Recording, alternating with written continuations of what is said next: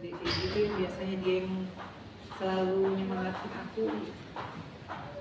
Terus tiba-tiba sakit. Jadi apa?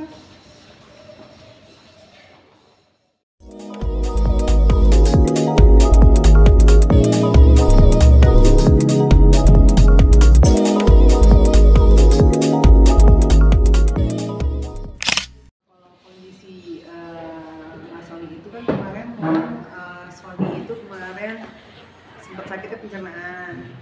Nah terus karena ada kepalanya pusing-pusing terus kan, sakitnya lumayan, jadinya dokter menyarankan untuk MRI gitu. Jadi setelah di MRI sama ada beberapa kali apa tuh namanya pemeriksaan melalui mesin itu, terus akhirnya ternyata ada di kepalanya itu kayak ada penyempitan gitu.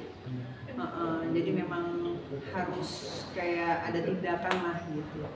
Yang tadinya harus pulangnya tadinya cepet kan, terus jadinya jadi lebih lama di sini karena memang masih tahap observasi, terus juga mengenai tindakannya juga kan butuh proses tuh pembentukan tim dokternya kayak gitu. Jadi aku di sini masih nunggu sih kayak gitu sih, doain aja yang terbaik, mudah-mudahan semua hasilnya baik. Tapi yang jelas kedatangannya Sony dan pemeriksaannya itu awal lebih dini, jadi nggak hampir sampai nunggu terjadinya hal-hal fatal gitu. Jadi alhamdulillah ketahuannya lebih awal.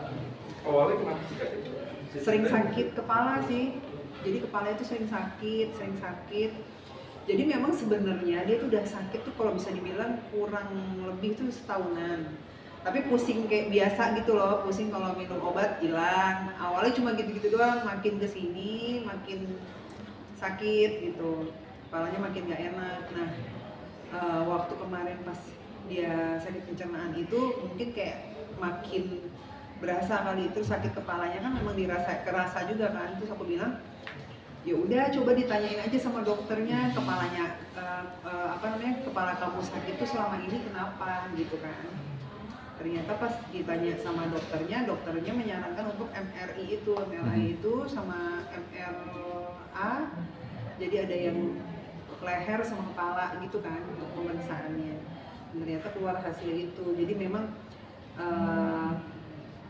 ibaratnya itu kayak lebih awal lah taunya. Jadi kalau seandainya dokter bilang kalau seandainya ada orang yang datang tuh nggak menyadari sakitnya, dibiarin tiba-tiba bisa jadi pingsan, terus tiba-tiba jadi kemana-mana sakitnya ke arah kepala gitu kan. Penyempitan pembuluh darah kan nggak boleh disepelein gitu.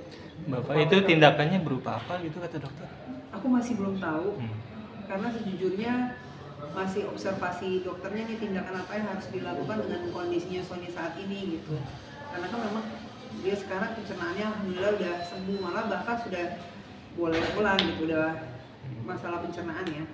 Tapi tinggal ternyata memang qadarullah, Allah kayak nyuruh tiba-tiba ada kayak kejadian gini pun. Itu aku juga sempat kaget sih pas ngeliat hasilnya, kayak aku pikir sakit kepala biasa, ternyata memang sakit kepala nggak boleh dianggap enteng sih gitu. Jadi memang bisa ada apa-apa juga. Jadi lebih baik kalau sakit kepala diperiksain dan terbukti sakit kepala yang dialamin sama Sony itu ternyata ada sesuatu gitu kan. Jadinya alhamdulillahnya disadari sejak dini gitu. Jadinya masih aman lah, nggak sampai kan kemarin dokternya sempat cerita ada yang sampai harus nunggu tiba-tiba pingsan lah, jatuh yang nggak tahu tiba-tiba kenapa nih gitu. Terus ada yang tiba-tiba udah jadi kenapa gitu karena kan bisa jadi aneh-aneh ya, misalnya kalau dibiarin bisa jadi stroke juga gitu. Tepatnya dari kapan sih Kak ngerasain pusing-pusing itu tuh? Kalau yang bener-bener kalau pusing-pusing yang nggak disadarin itu udah kurang dari setahun. Ini kayak pusing, udahlah minum, ya kayak orang sakit pusing kita nganggep pusing masih hilang timbul gitu. Tapi yang udah intensnya itu udah mungkin sekitar beberapa bulan ini, yang emang bener-bener aku ngelihat dia sakit banget gitu. Aduh sakit banget ya, kenapa kepala aku sakit gitu. Terus kayak minum obatnya tuh, obat nyerinya tuh kok bisa terus-terusan gitu kan. Sayang kok kamu terus-terusan banget sih gitu. Nah jadi aku keinget kan sakit kepalanya dia. Nah terus waktu pas dia sakit di sini, dia kan masih sakit kepala terus tuh. Aku bilang coba dong ditanyain sama dok. Dia tuh orangnya memang nggak suka ngerasain gitu loh, jadi udahlah paling cuma pusing biasa gitu. Terus aku bilang coba ditanyain kan, jadi biar tahu kenapa sakitnya tuh kayak gimana, dari mana ke mana, biar dokter tuh tahu. Nah terus begitu diceritain, dokternya langsung menyarankan untuk tadi yang aku bilang MRI dan MRA. Biasa itu rasa sakitnya yang dirasain sama Dia tuh karena bagian dari leher belakang sampai ke kepala belakang itu yang dirasain, dan itu sakitnya lumayan, katanya sakit banget gitu, kayak sakit gitu, pokoknya sakit kepala lah, kayak seorang sakit kepala. Tapi intensitasnya itu semakin kesini itu semakin lebih berat gitu, sakit kepalanya lebih, nyarinya lebih berat lagi gitu. Sampai muntah? Sampai muntah-muntah? Enggak, jadi ini beda permasalahan sih. Jadi waktu kemarin itu kan keracunan makanan, pencernaan. Nah qadarullah yang tadi aku bilang Allah punya mau, tiba-tiba kan kita nanya ini sakit kepalanya dia yang udah lama nih kenapa?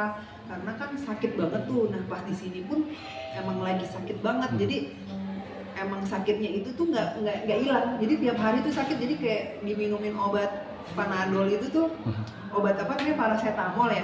Diminumin paracetamol tuh ya hilang gitu lagi. Nah jadi karena ngeliat dia kayak gitu, aku suruh dia tanya ke dokter dong, kenapa, coba tanyain aja kan, maksudnya kayak nggak boleh dibiarin. Karena dia bilang udahlah nggak usah, ngapain nih, paling cuma pusing biasa, dia bilang gitu. Ya jangan gitulah, tanyain, aku bilang gitu kan, apa yang dirasain diceritain ke dokternya. Benar, pas diceritain sama ke dokter pencernaannya, itu akhirnya dilempar ke dokter syaraf gitu dengan gejala yang diceritakan. Nah dari dokter syaraf suruh untuk pemeriksaan MRI itu. Dan katanya ada penyumbatan gitu. Iya, penyempitan pembuluh darah. Penyempitan pembuluh darah. Setelah Mungkin observasi dokter, Kak, kira-kira berapa penyebab lama tuh untuk dirawat ini? Maksudnya secara intensif ini lagi? Aku nggak tahu. Ini kan semua lagi ditanyain, karena ini benar-benar aku baru dapat kabarnya nih hari apa ya, berarti ini Kamis. 2 hari lalu, nggak nyampe 2 hari lalu, berarti baru pas malam banget itu aku baru dapat hasilnya. Terus dikasih tahu gitu kan, karena kan kita masih kaget juga sebenarnya gitu kan, maksudnya kok bisa gitu kan gitu. Jadi faktornya juga banyak, karena Sony dari segi pemeriksaan darah dia kan kehidupannya sehat banget ya, di olahraga, kolesterolnya dia bagus juga gitu. Jadi memang lagi diobservasi sih gitu. Berarti belum tahu penyebabnya itu dari mana apa mungkin konsumsi obat yang berlebih jadi kayaknya sih kayak kalau dari obat enggak, ya, tapi nggak tahu juga nih gitu. Jadi masih lagi diobservasi sama dokter, nggak tahu gimana ya. Kadang tuh katanya nggak bisa diprediksi sih gitu kan intensitasnya kan. Jadi dia dulu juga pernah syuting yang apa gitu kan, kita nggak pernah. Atau misalkan karena tidur yang terlalu larut dulu dengan pola hidup yang kita tahu kan ya gitu. Karena kan public figure yang dulu kan tidur terlalu larut, yang jamnya nggak jelas juga bisa jadi salah satu penyebabnya, makan kayak gitu-gitu. Jadi masih dalam tahap diobservasi, karena itu bisa terjadi sama siapa aja. Kemarin aku dikasih tahu juga sih sama dokternya, ini bisa terjadi sama siapa aja. Jadi kalau pola makan kita udah kita jaga, tapi kalau pola hidup kita misalkan jam tidurnya kurang baik, kan zaman dulu tuh masih kita tuh yang syuting bisa sampai pagi kan, dari pagi besok paginya udah syuting lagi, kayak tidur tuh cuma sejam 2 jam, malah kadang tidur bisa di mobil terus mulai syuting lagi. Itu bisa dari faktor pencetusnya adalah yang dulu gitu. Makanya kan karena sakitnya lumayan lama ya, jadi dia tuh nggak memperlihatkan gejala kalau awal-awal kayak gitu. Kalau udah ngeliatin gejala itu berarti udah lumayan mulai terlihat itulah gitu si penyempitannya itu. Kondisinya sudah aman, udah nggak ada lagi kayak listrik yang menjalar lagi, udah nggak ada.